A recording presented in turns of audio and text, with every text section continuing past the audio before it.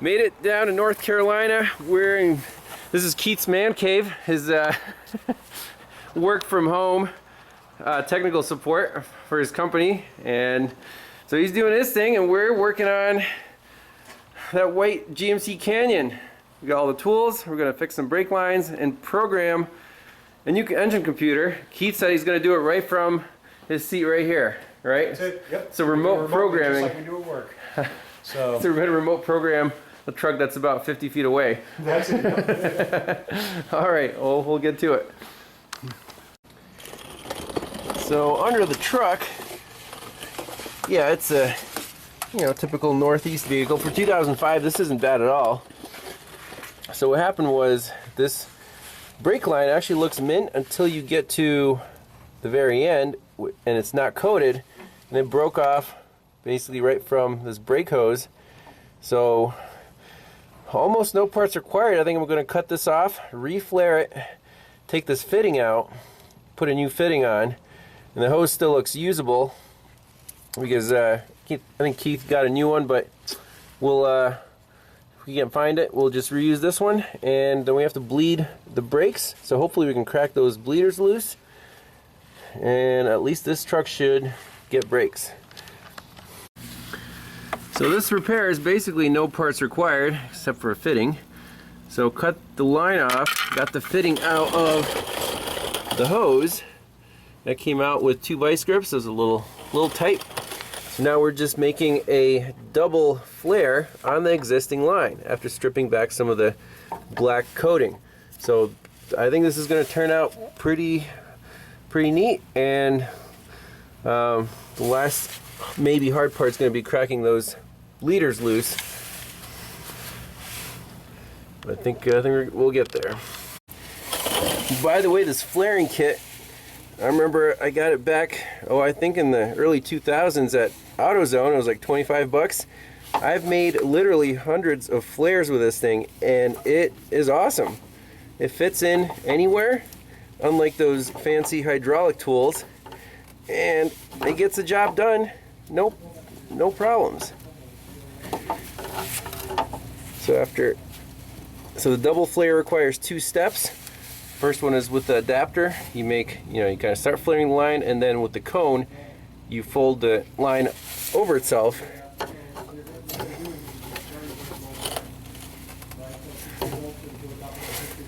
Let's see what it looks like.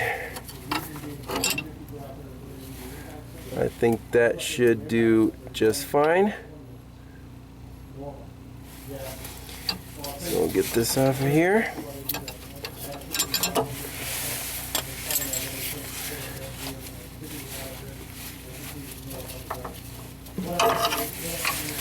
And remember, you gotta put your fitting on there before you do the flare.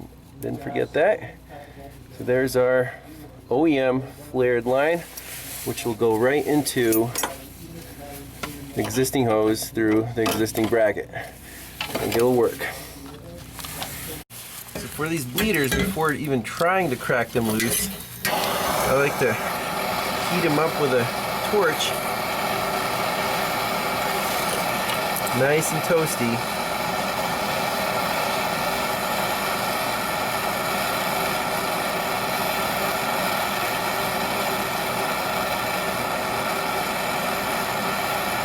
Break that rust and aluminum bond.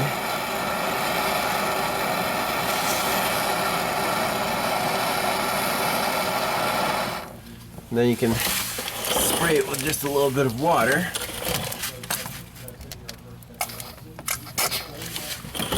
And see if it'll move. It's an 8mm.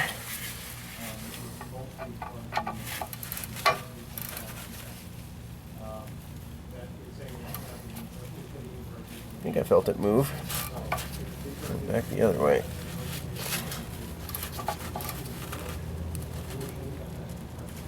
And if it stops, just do the same procedure again. Heat it, pour water on it until it moves.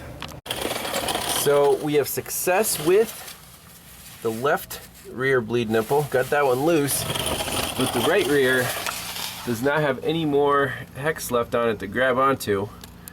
Get the white crusties there. So let's pop off this right rear wheel, try to get some vice grips on it, see if we can get it loose. So whenever taking a wheel off a car or truck, you want to make sure, especially if it's on a tilted surface, that we use a wheel chock. And the best wheel chock in the business here, Keith's favorite. I got this. Says wheel shock. Oh, okay. I think. Yeah, that's my favorite. I think it works pretty well. So put it under the opposite wheel here. Let's make sure. Okay. Do you want to put it in neutral? See if Pop it. it right in neutral right now. All right. Make sure. These brakes are good, right? Yeah, I think you should have the front brakes at least. All right, just let it roll. Okay, we're good. Okay, nice and slow. I'm in neutral. You're neutral? I'm in neutral. This is the best wheel chock ever. There's no way you're neutral. It's a neutral path. Is the brake on? Is the parking brake on? That's right. We got that over here. Oh no, Keith!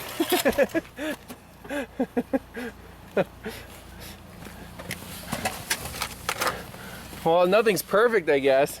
But look, it's unscathed. You rolled right over the shit. I think it's good. It's got to be good for something. I mean. Yeah, that was pretty dangerous. I don't know. Maybe it's not even a good wheel chock.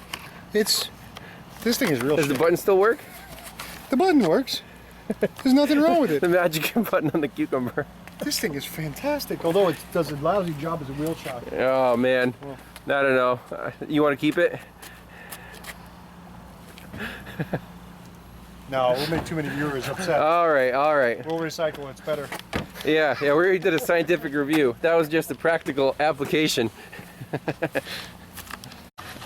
Oh, this one was stubborn, but I think we got her.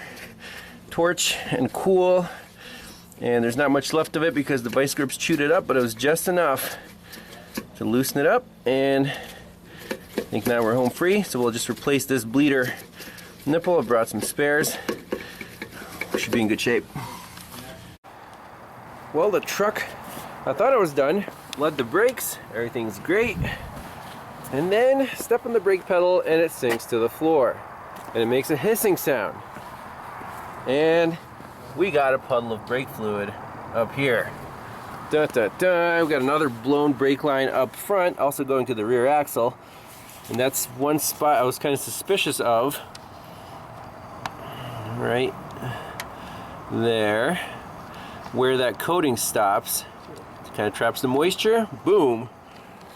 So we'll undo it at that splitter and see what the easiest way to fix that up is. So by the left front wheel, kind of a similar situation. You can see the wet line there. Right where that protective coating stops is where the rust forms. Boom, it blew out right there. You can see the drip. And here's a union, again, unprotected. There's like a really bad rust spot right here. And then it's beautiful and nice. So what I want to do is cut the line here, cut the line there, reuse this union, and basically flare it and put it back together. Good morning, everyone. It's the next day. The GMC Canyon, at least we got the brakes figured out, right, Keith? So far, so good. So far, so good. So ended up doing is running a new line from here to that union. I guess you can't see it from here. And then splicing it to the original line, because this piece, even though it looked mint, right at the bracket, there was another spot that the coating rubbed off, and it basically was too thin. So like, well, we'll just run one piece of new line. Right, this bracket down here is another weak spot. So that's done. We did a little test drive last night. It does stop. Very much. I think we freaked out the Indian neighbors around here with a little tire squeal. So we'll get this battery charged up, and part 2 is going to be installing the new PCM. Now with the old one, we could do one more check on the Class 2 bus. This thing does not have CAN. Now some people were saying, oh, it might be a terminating resistor dropping out. There's no terminating resistor, but we still want to see what happens to the Class 2. We could even ground it and see if it stalls out. You know, that's still a variable. So we'll see you in part 2.